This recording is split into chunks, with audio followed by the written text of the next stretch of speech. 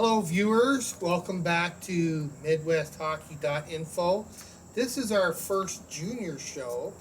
So if you haven't watched the pro shows, we've done two of them. One was about 6 hours long, and then the other one was, I think, about 20 minutes. This is my co-host, Trent Barney. Hello, Jim. Oh, wow, that was awesome. Very effective. Okay, so we're going to go through junior today, just an intro. It might get a little bit long again because there's a couple big junior international tournaments going on right now. Mostly what we're going to do is just give a little bit of a, I don't know, a 101 on what teams it is we're going to be covering.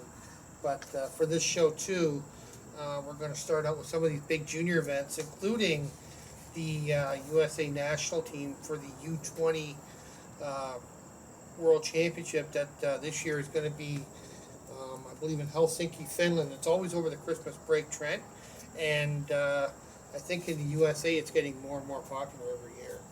Yeah, I know me personally and people that I know, hockey fans have started to really grab a lot of interest into it, and yeah, it's really cool because you get to see all these NHL prospects performing. Some of them not quite drafted yet, but the majority of them being drafted. And yeah. Watching players that are eventually going to be playing for your favorite NHL team. That's right, yeah. I think it's been pretty popular in some of the other countries, and just because I think it wasn't covered on TV and stuff, it hasn't been as popular in the U.S., but like you said, it's getting more and more popular every year. Mm-hmm. A lot of pride, guys, a bunch of teenagers who don't sing well, singing their national anthems with a lot of pride and hugging each other. It's pretty emotional to watch, and it's a lot of fun. And this is the group that is going to try to bring home the gold for the USA in the 2016 version of the tournament. They started in Lake Placid, and they had two full teams of USA players, and they had a inter-squad game. And then what they did, Trent, was they cut it down to 32, and they've had some exhibition games since then against Finland and Sweden.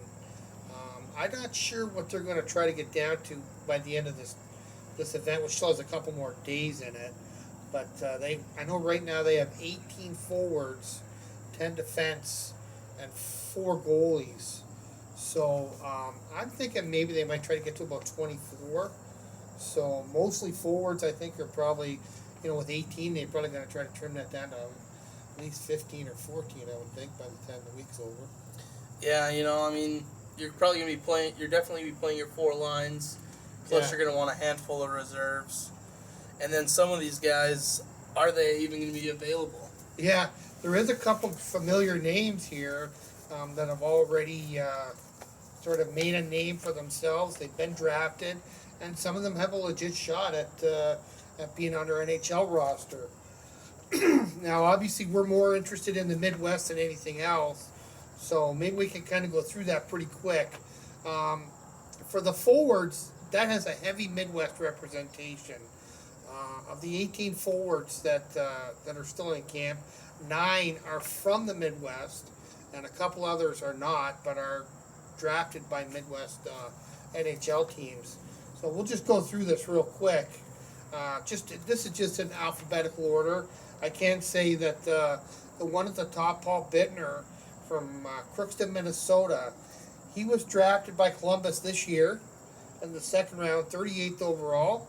And last year he played in the WHL, the Western Hockey League in Canada, with Portland. Columbus is well represented on this list, by the way. Yeah, they got a lot of good young prospects. Yeah. A team on the rise. Also, Anders Bork from Minocqua, Wisconsin. Yeah. I think it's Mequon. That's near Milwaukee, I think. Anders Bjork, yeah. Yeah, I definitely did not even read that, Jim. I just kind of spaced over the Yeah, name. no, that's okay. And he was actually drafted by Boston, so Yeah, late too. So that's not not the wings there. So. Impressive that he's on this team. He was drafted pretty late, 5th round. Yeah, drafted in 2014, and he played for Notre Dame last year, Jim. Yeah. Brock Boser, Burnsville, Minnesota, another forward. He was drafted in the 1st round by Vancouver Canucks this year, and he will be at North Dakota, or he was at North Dakota, as a freshman last year. Then we got Kyle Connor from Shelby Township, Michigan. He was drafted by Winnipeg in the 1st round, 15th overall, and he played for Michigan. Yeah, good product there. Christian Dvorak from Illinois. He's from Frankfort, Illinois. Drafted last year, 2014 draft by the Coyotes.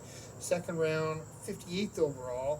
He played last year in the OHL with the London Knights.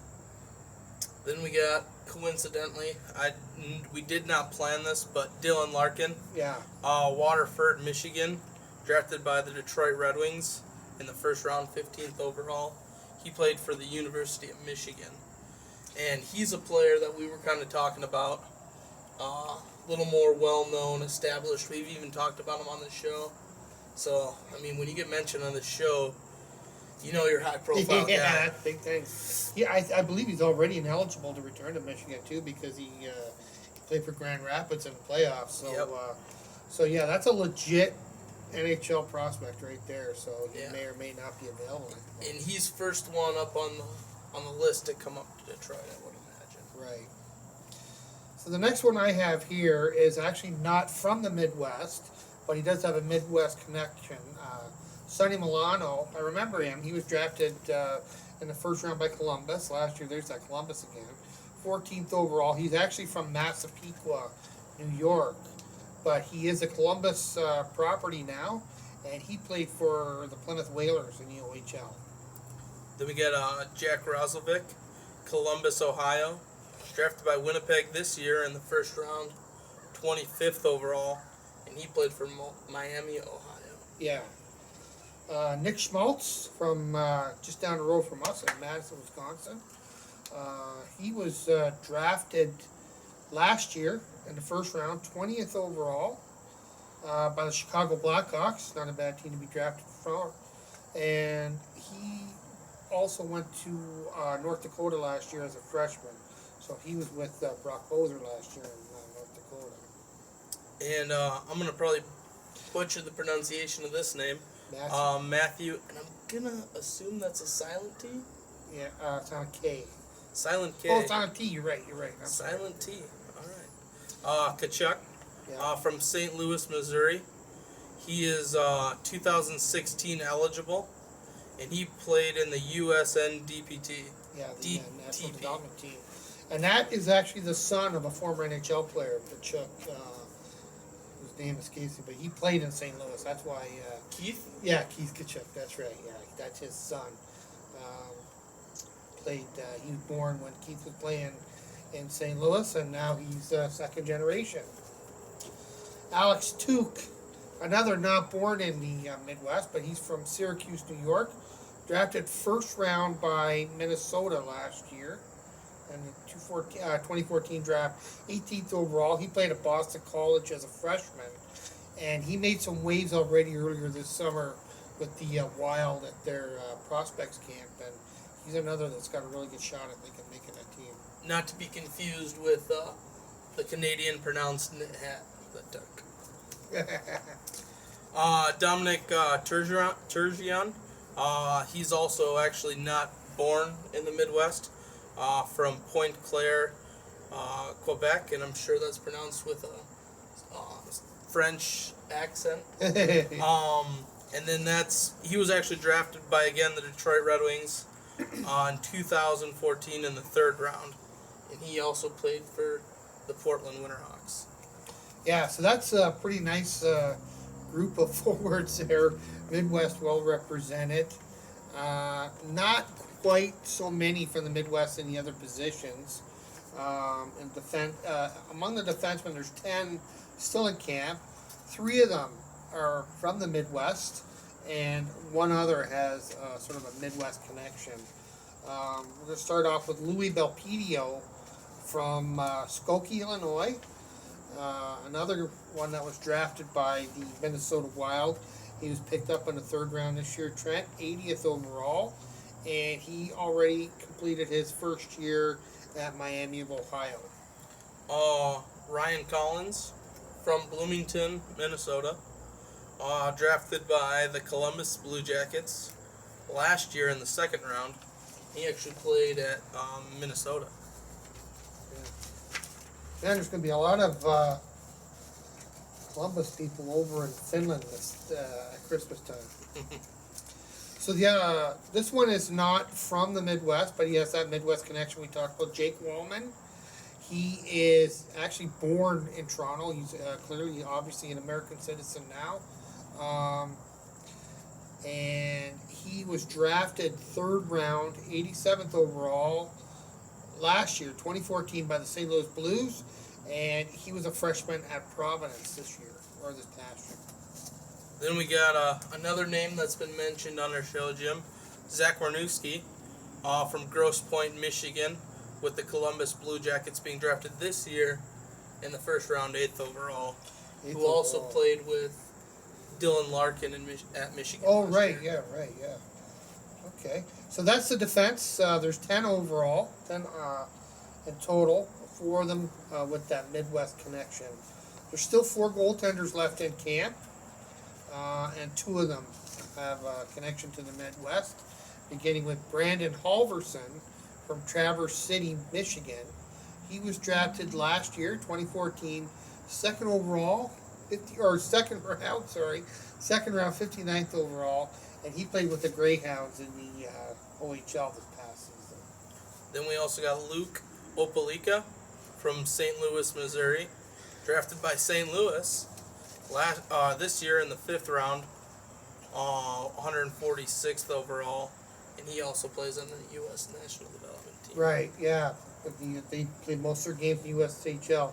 How cool is it for a kid from St. Louis to get drafted by the Blues? That's going to be pretty exciting for him. Yeah, and when you look at the percentage there, Jim, that's half the nationally top 4 goalies, half of them born in the Midwest represent. Yeah, that's really a nice ratio. The Midwest is really well represented almost from top to bottom on this team. Mm-hmm. And a lot of Midwest NHL teams taking note of that and drafting them too. Yeah, it was kind of funny. A lot of the Midwest players, Midwest born, being drafted by Midwest teams. Yeah, that's the majority of the ones we announced. Yeah, maybe they especially if you get drafted like the kid from Schmaltz from Madison getting drafted by Chicago. He was probably a Hawks fan, and clearly the kid in St. Louis, he must. The kid in St. Louis, he had to be a Blues fan growing up. So that's just pretty awesome. Then you got Dylan Larkin, who. That's right. Yeah. Yeah, so that's pretty cool too. Yeah, he was right from just outside of Detroit, I think. Yeah, you're right. Now the other team that's actually just heading overseas almost as we speak. They begin Monday at the Ivan Hlinka tournament. That's the U.S. U18 team. There is a roster that we have here, and I apologize, we haven't gone through it really a lot, but I can say that the team will be playing in one of 2 4-team pools. They will be playing beginning on Monday against Finland, then Russia, then Slovakia, hoping to finish in the top 2 in that group, and then play in semifinals on the 14th and finals on the 15th. And this is a tournament that the USA has traditionally done very well in. The other pool includes Sweden, Switzerland, Czech Republic, and Canada. The Ivan Hlinka tournament is named after a former great international pro player, Ivan Hlinka, who played some time in the NHL, I believe. And it's kind of a cooperative effort between Czech Republic and Slovakia. They used to be the same country, but now they're sort of more recent history. It's 2 countries, Czech Republic and Slovakia, so there's games in both countries. give you a few names here. Like I said, we haven't gone through this really with a fine-tooth comb, but there's a couple forwards. Ohio represented, Timmy Gettinger, a huge forward, 6'5", 205. That's a massive forward. NHL size. Yeah, for sure. He is committed to play for the Sioux Greyhounds in the coming season, and keep in mind that he's under 18 right now, so that's pretty nice. Then we got William Kiernan, Kinnear, yeah. who is actually also 6'3", or not also, I shouldn't say, also above 6 foot. He's 6'3", 207, and he's from Skokie, Illinois. And he played for the Dubuque Fighting Saints last year in the USHL, and he's committed to Miami University. Yeah. So let's see, the next one I guess will be Hugh McGing. He's a little bit smaller than the other guys, 5'8", 158, probably a speedy forward. He's from Chicago. He will be playing with Cedar Rapids Rough Riders in the USHL this coming season, and he's already committed, just like some of these others, to Western Michigan next year. Then we got Casey Middlestat from Eden Prairie, Minnesota. Actually played high school last year, and he's committed to the University of Minnesota. For 2017-18. Yeah. Holy cow. So He must be a young player. Yeah.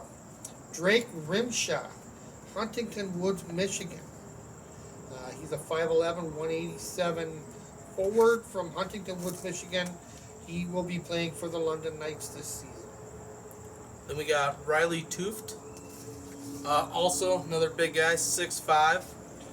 Out of Ham Lake, Minnesota.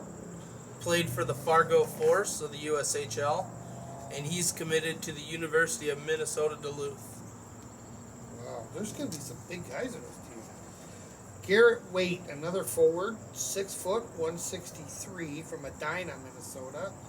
He's going to be playing with the Waterloo Blackhawks in USHL this coming season, and he's already committed to play at the University of Minnesota next year. Then we go to defense. We got Mitch Elliott out of Grosse Pointe, Michigan. Played for the Muskegon Lumberjacks out of the USHL. He's going to be playing for Michigan State in 2016-2017 season.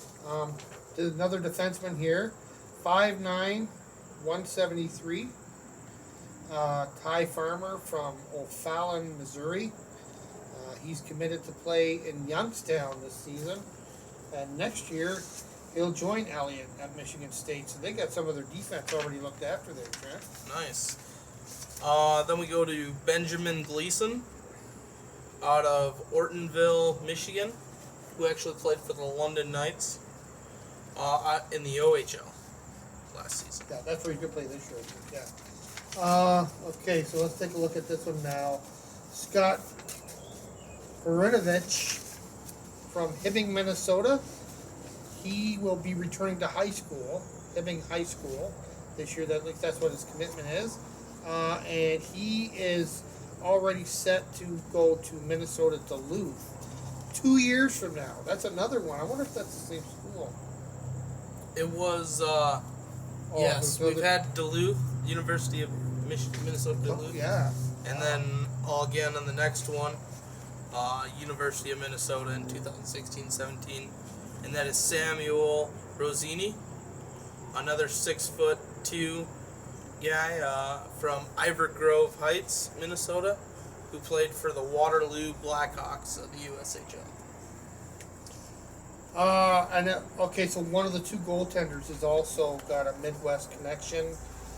Dayton Rasmussen from Eden Prairie, Minnesota. That's two from that town. That is a good hockey town. He's going to be playing with Waterloo in the USHL. And then oh, wow. Look at that. He's committed to the University of Denver 3 years from now. Wow. That's a young goalie. Oh, he's a 98. Okay. Oh, it's because I think he's born in November, so maybe that has something to do with that. But he is going to be attending University of Denver 3 years from now, so he must just be a high school sophomore. And I would like to point out again, Jim, that is also half the goalies from the Midwest. Yeah. I think we're on to something. Goaltenders well represented. Head coach happens to be from Midwest. Derek Plant will be leading them overseas. He is a native of Cloquet, Minnesota. Cloquet. Oh, okay, sorry. A couple others. Let's see. Phil Osair, maybe, from Livonia, Michigan, is one of the assistant coaches. And I think their PR person, Alyssa Girardi, is from Dearborn, Michigan. So a lot of international stuff going on, and I'm sorry that went on so long, but I think that those are some pretty big events that, there's not a lot of hockey going on. It's always nice when you got something that you can actually watch. And I did watch that U20 team today. As we look at a couple of deer across the... How cool is that to be doing a hockey show with deer walking right past us? That's so neat. I wish we could turn the camera around. We also got that one crazy fan that keeps driving by, Jim. And we should mention to him that he can now follow us on Twitter instead of keep driving by to try to watch our show. Yeah, he's only gonna get every third or fourth sentence the way he's doing it right now. I know. Okay, let's quickly go through some of the junior leagues in the Midwest. Like I said, I'm sorry this has gone on so long. The USHL, one of the things I want to do is kind of congratulate the sort of defending champ in each league. In the USHL, the defending champs are the Sioux Falls Stampede.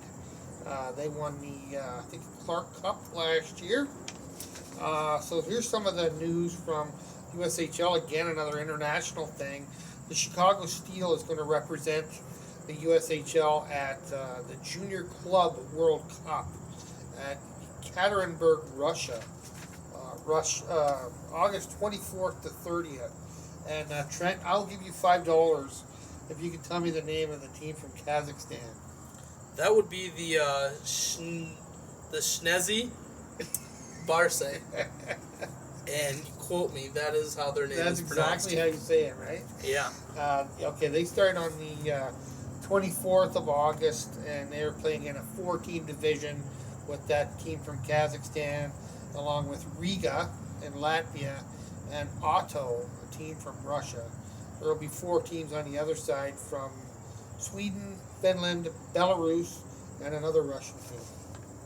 So good luck to the Chicago Steel, who have had a busy summer. Good luck to them. They have new ownership. They're going to be going to the international events over in Russia. And when they return, they'll be playing in a new barn. They're moving out of the Edge in Bensonville, and they're going to play in Fox Valley in Geneva, a little bit closer to us, in the 2015-16 season. And their first games will begin on September 25th. There will be preseason games, but the first league games for the USHL are September 25th. You want to do the OHL? Let's go for it. Okay, the OHL, there's just 2 teams in the Ontario Hockey League from the Midwest. One's the Saginaw Spirit, and one is the Flint Firebirds, formerly the Plymouth Whalers. So they are going to be facing each other, I believe, in their first games this year. That starts on September 24th, almost the same as the USHL, it looks like. The NAHL, here's a nice announcement from them, and this is just today, I think. They are going to do the same 3-on-3 overtime this season, and they're going to have a 3-man shootout following that. So it looks like most leagues have developed that same 3-on-3 overtime that the NHL is going to have, and that's something I think that's going to be awesome to watch. And Jim, that is going to be some fast hockey. Yeah, wide open. I mean, it's going to be especially great for those guys who are, a little on the smaller side, but have wheels, but are always running into those big guys, because now they're just going to go right around those big guys. Yeah, and if you get a chance, you better make it count, because it's going to be coming back the other way. Real right quick. after that. Real quick, you're right. The NA, the biggest thing with the NA is a little bit of movement as far as divisions go. The Central Division this year is going to have a little bit of a different look. It's going to have Aberdeen, Austin, Bismarck. Those are there's nothing new there. Brookings, Minnesota Magicians, I don't believe was in that division last year, and Minot will also be in that division. So a little bit of a different look. There will be an East Division. We've talked, that's common knowledge, I guess, now. It's a 14 division that's going to be on the East Coast. It includes the former Sioux Eagles who have moved out there. The Midwest is the league I'm interested in. It's got two Wisconsin teams, the Cooley Region Chill and Janesville Jets, along with two Alaska teams, Fairbanks and Kenai River. A little bit of travel there. Yeah, a little bit. The Minnesota Wilderness and the Springfield Junior Blues. So that should be a pretty competitive 16 division, I think. And then the South Division has one Midwest team. Once again, the Topeka Roadrunners will be in that division, which is has a few less teams this year, I think, or one less team, because one of them is in that East Coast division. Amarillo, Corpus, Lone Star, Odessa, and Wichita Falls all back there. So that's it for the NA. And their defending champions there is the Minnesota Wilderness. So congratulations to them, and good luck defending your title. But really, go Janesville. Yeah, we're a little bit biased toward Janesville, I think. A little bit. The USPHL, which is the actually they have the unique stat of having two defending champions, because this league is basically a combination of the former Minnesota Junior League and the Midwest Junior League. So the Dells Ducks from right here in Wisconsin Dells will be defending their Busch Cup championship, and the Traverse City Hounds were the Midwest Junior Hockey League champs last year. And this is just out today. They finally put a schedule online, and they have the division set up. So there's two conferences, and each conference has a North and South division. The Western Conference North Division will have the Ironwood Fighting Yoopers, Minnesota Owls, Hudson Crusaders, Steele County Blades, Blaine Energy, that's formerly, what would that team play out of?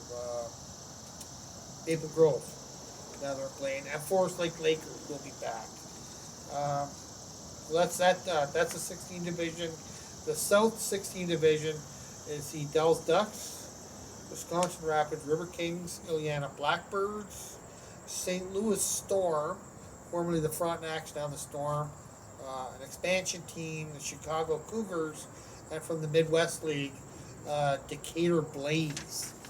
So you'll play. I know that with these two divisions, they'll play everybody in their division and three of the teams from the other division.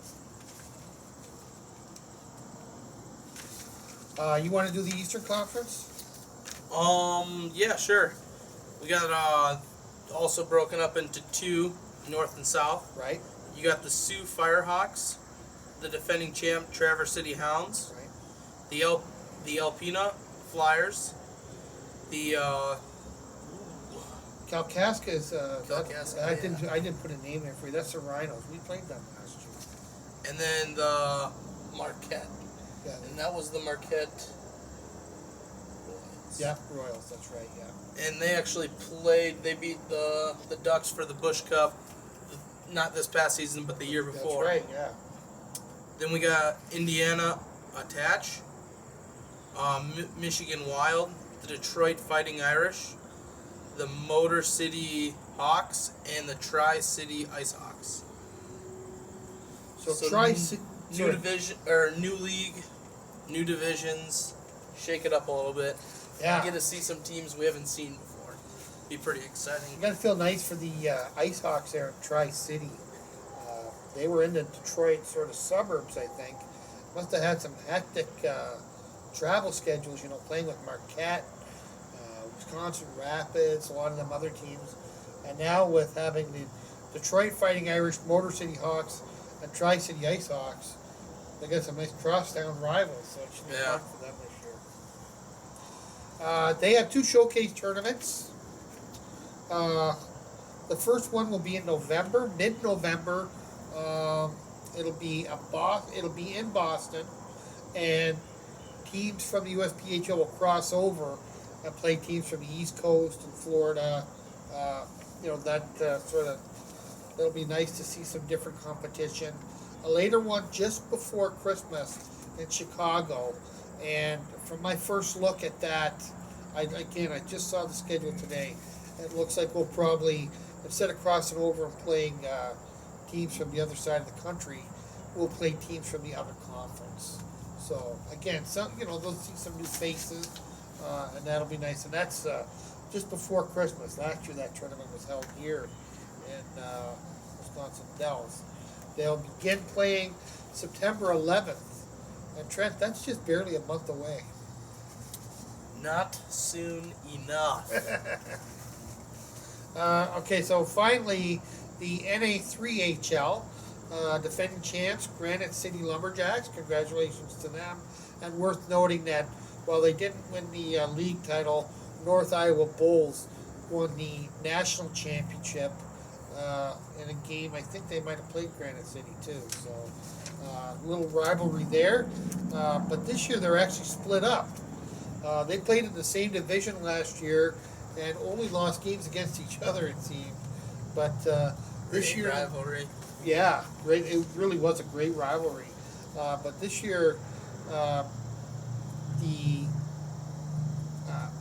North Iowa team is going to be playing in the Central Division, which should be interesting. It's going to have the Chicago Bulldogs, Lacrosse Freeze, North Iowa Bulls, the former MNJHL team from Rochester, the Ice Hawks, and the Wisconsin Whalers.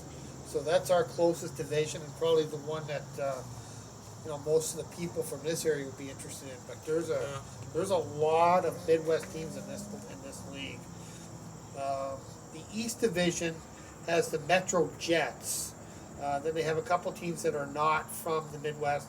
Pittsburgh, Southern Tier, Toledo is from our area, West Michigan, and Worcester, another former Minnesota League team, the Worcester Oilers, who the Ducks played in the playoffs last year.